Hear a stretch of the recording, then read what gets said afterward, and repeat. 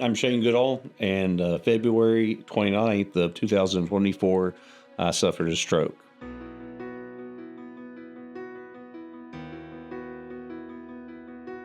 No history, no family history. Like you said, I worked out 4 days a week. I got along great. I was very active. I had high blood pressure. I was on medication, and everybody was so surprised that I had a stroke. And I was still surprised. I was in the shower and getting ready for work, and that's when I had it. I didn't know what it was. I was washing my hair, and I lost all motor function in my arms. I was like, what is going on? It's really strange. And my wife, luckily, she was home, and I hollered for her.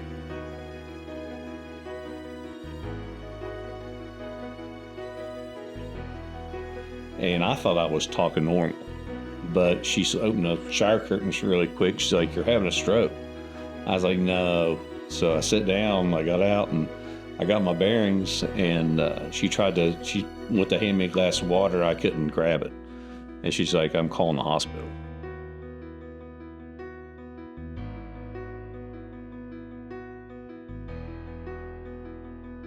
And after everything, I could walk and I could move normal once again. I was like, oh, it's just an episode. I was like, we don't need to go to the hospital. And then it hit me, and my right leg went out completely. And I didn't have no movement in my right leg.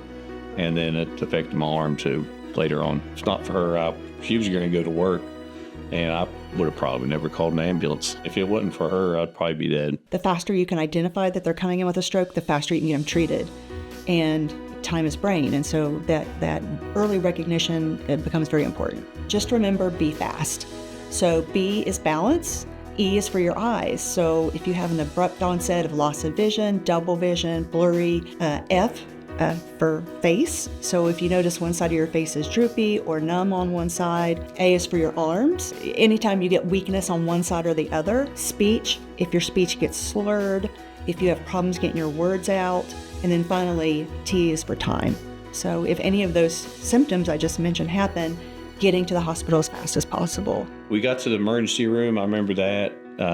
Then all kinds of nurses came in, started taking CT scans and signed a bunch of waivers. And I don't remember a whole lot until going to ICU.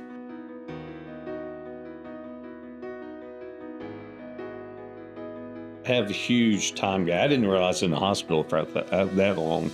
I thought I was in the hospital for just a few days, and I just found out recently I was in there for over a week.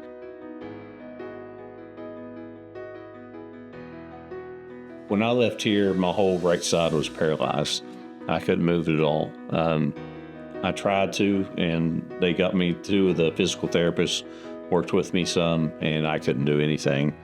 They got me to Encompass at that time, and I was in a wheelchair, and they got me to the point where I could walk on a cane to when I left.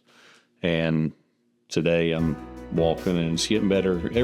You see differences every month. It's not a quick progression. You don't really see it and notice it, but every month, 2 months, you can realize you can do something you couldn't do before. So I'm still in therapy. I'll probably be there for at least another year. In your mind, you got to say you can beat this. If your mind gives up, you give up.